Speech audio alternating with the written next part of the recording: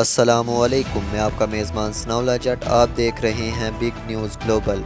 آج کی تازہ ترین اور اہم خبر سے آپ کو آگاہ کرتے ہیں۔ چودھری قمر زمان کائرہ، چودھری ندیم اصغر کائرہ، چودھری ساجد زمان کائرہ صاحب کی خصوصی کاوش سے شہر لالہ موسیٰ میں ترقیاتی کام کا نیا دور شروع۔